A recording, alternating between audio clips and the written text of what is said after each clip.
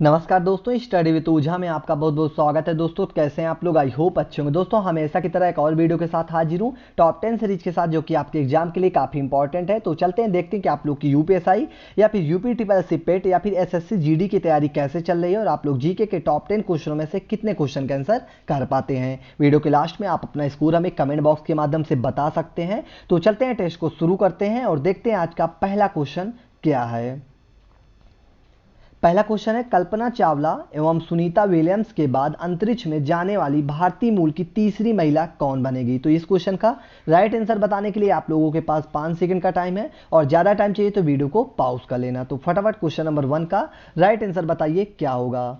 दोस्तों ये सारे क्वेश्चन आपके एग्जाम के पॉइंट ऑफ व्यू से काफ़ी इंपॉर्टेंट है, तो आप लोग ये सारे क्वेश्चन को अच्छी तरह से याद कर लीजिएगा, ठीक है, क्योंकि आपके आने वाले किसी भी एग्जाम में आपको यहाँ से क्वेश्चन जरूर देखने को मिलेंगे। तो चलते हैं दोस्तों, क्वेश्चन नंबर 1 का राइट आंसर देख लेते हैं। इसका राइट आंसर जाता है ऑप्शन नंबर डी, जो कि बिल्कुल करेक्ट है, यानी कि सिरिसा बांदला, जो कि बिल्कुल करेक्ट आंसर होगा। याद रखना दोस्तों, कल्पना चावला जो कि भारतीय मूल की पहला महिला बनी थी, लेकिन इनकी सही तरीके से इनकी लैंडिंग ना होने के कारण इनकी मृत्यु हो गई थी। और उसके बाद दूसरे नंबर पे कौन महिला गई थी? तो सुनीता विलियम्स गई थी। और उसके बाद तीसरी जो महिला बन गई है, कौन सी बन गई है? तो सिरिसा बांदला, जो कि बिल्कुल करेक्ट आंसर होगा। याद रखना दोस्तों, very very most important question है। चलते हैं क्वेश्चन नंबर 2 की ओर। क्वेश्चन नंबर 2 है, भारत के संविधान के उद्देशिका में कितने प्रकार की न्याय की व्यवस्था की गई है। ऑप्शन ए है 4 प्रकार की, ऑप्शन बी है 3 प्रकार की, ऑप्शन सी है 6 प्रकार की, ऑप्शन डी है 5 प्रकार की। तो क्वेश्चन नंबर 2 का राइट आंसर बताइए दोस्तों क्या होगा। भारत के संविधान की उद्देशिका में, यानी कि प्रस्तावना की बात कर रहा है दोस्तों, प्रस्तावना में कुल कितने प्रकार की न्याय की व्यवस्था की गई है। तो इस क्वेश्चन का राइट आंसर जाता है ऑप्शन नंबर बी। अगर आप लोगों ने दिया है तो बिल्कुल करेक्ट है, यानी कि भारत के संविधान की प्रस्तावना में टोटल 3 प्रकार की न्याय की व्यवस्था की गई है। कौन कौन सी? तो आर्थिक न्याय, सामाजिक न्याय और राजनीतिक न्याय की बात की गई है। दोस्तों इसी के साथ आप लोग ये भी ध्यान रखना कि भारतीय संविधान में आर्टिकल 38 में भी ये तीनों न्याय की बात देखने को मिलता है, ठीक है। कौन कौन से? ध्यान देना दोस्तों, आर्थिक न्याय, सामाजिक न्याय एवं राजनीतिक न्याय की बात। चलते हैं क्वेश्चन नंबर 3 की ओर। क्वेश्चन नंबर 3 है, भारत में निम्न वायसरायों में से किसके काल में भारतीय दंड संहिता, दीवानी प्रक्रिया संहिता और दंड प्रक्रिया संहिता पारित किए गए थे। तो किनके कार्यकाल में किए गए थे? क्वेश्चन नंबर 3 का राइट आंसर बताइए दोस्तों।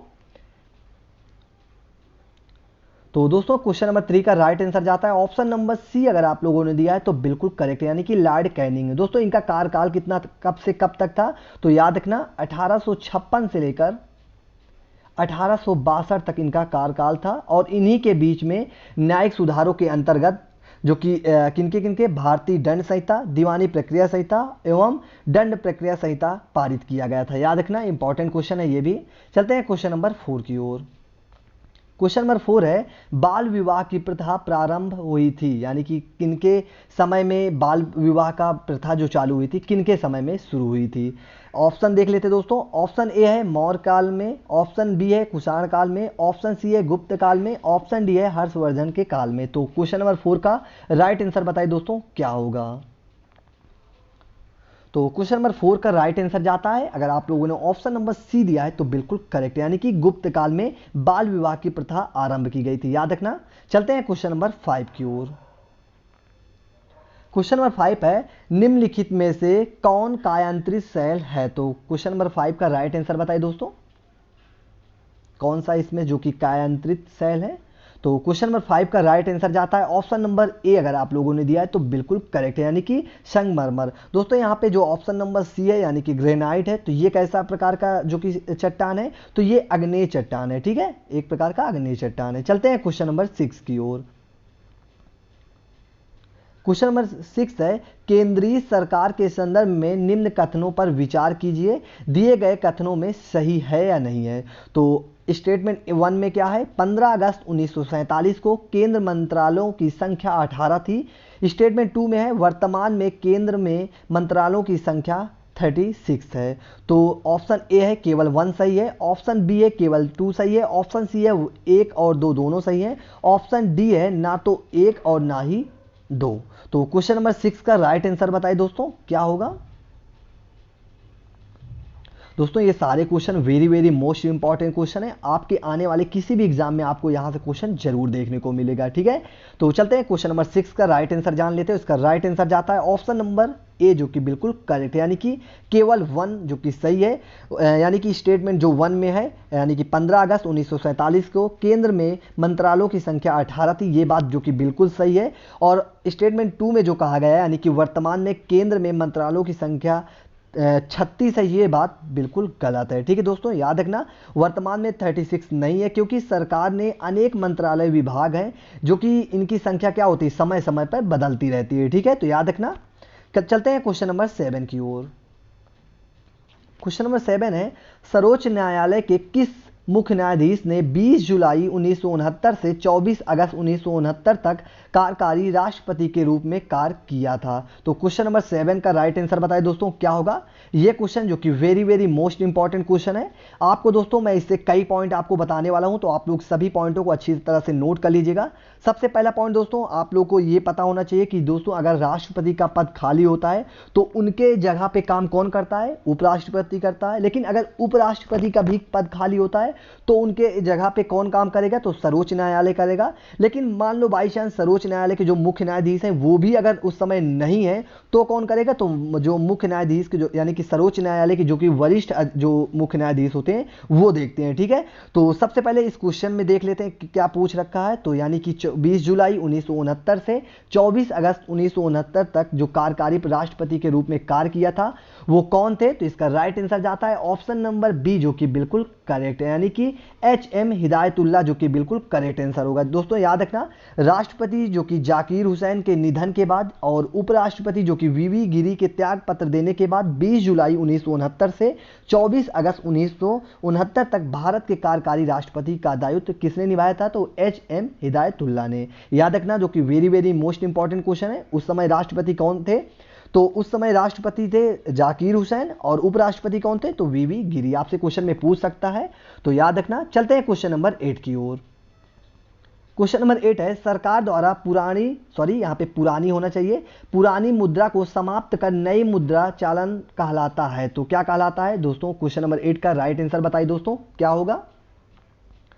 जो सरकार दोस्तों अचानक से कभी भी आपकी पुरानी मुद्रा को समाप्त कर देता है तो ये जो नई मुद्रा का संचालन होता है इसको क्या कहते हैं? तो इसका राइट आंसर जाता है ऑप्शन नंबर बी, जो कि बिल्कुल करेक्ट है, यानी कि विमुद्रीकरण कहलाता है। दोस्तों विमुद्रीकरण क्या है? तो विमुद्रीकरण एक आर्थिक गतिविधि है जिसके अंतर्गत पुरानी मुद्रा को समाप्त कर नई मुद्रा को चालू करती है।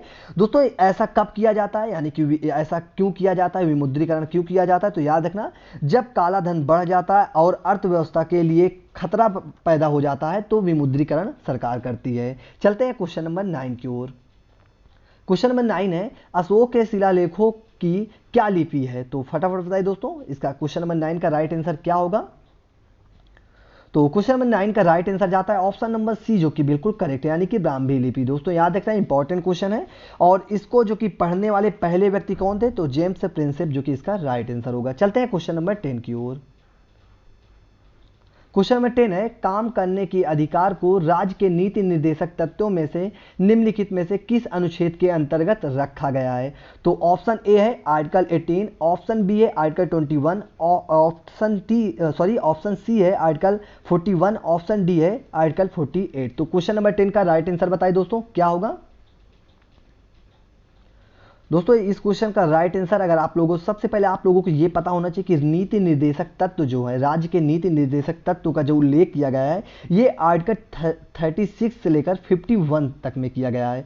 तो इससे अगर आपको ये पता होगा तो वैसे भी ऑप्शन जो ए है ये कट हो जाएगा और ऑप्शन बी जो है 21 ये भी कट हो जाएगा, यानी कि अब आपको किससे मतलब कि राइट आंसर देना है ऑप्शन सी और डी में। तो क्वेश्चन नंबर 10 का राइट आंसर जाता है ऑप्शन नंबर सी, जो कि बिल्कुल करेक्ट है, यानी कि आर्टिकल 41 में जो कि काम करने के अधिकार के बारे में वर्णन किया गया है। दोस्तों याद रखना, इसी के साथ चलते हैं और ऑप्शन देख लेते हैं, यानी कि अनुच्छेद जो 18 में किसके बारे में कहा गया है। तो याद रखना जो आर्टिकल 18 है इसमें क्या है, उपाधियों का अंत है, और आर्टिकल जो 21 है यानी कि 21 में प्राण एवं दैहिक स्वतंत्रता है, और जो आर्टिकल 48 में क्या है तो राष्ट्रीय महत्व के जो यहाँ पे दोस्तों ये थोड़ा सा यहाँ पे मिस्टेक हो गया था, ठीक है। तो दोस्तों इसी के साथ हमारा वीडियो समाप्त हुआ। अगर आप लोगों को वीडियो अच्छा लगा हो तो लाइक शेयर कमेंट करना ना भूलें, और चैनल में नए हैं तो चैनल को प्लीज़ सब्सक्राइब कर लें, जिससे कि आपको टाइम टू टाइम नोटिफिकेशन मिलता रहे। दोस्तों वीडियो देखने के लिए थैंक्स फॉर वॉचिंग। जय हिंद।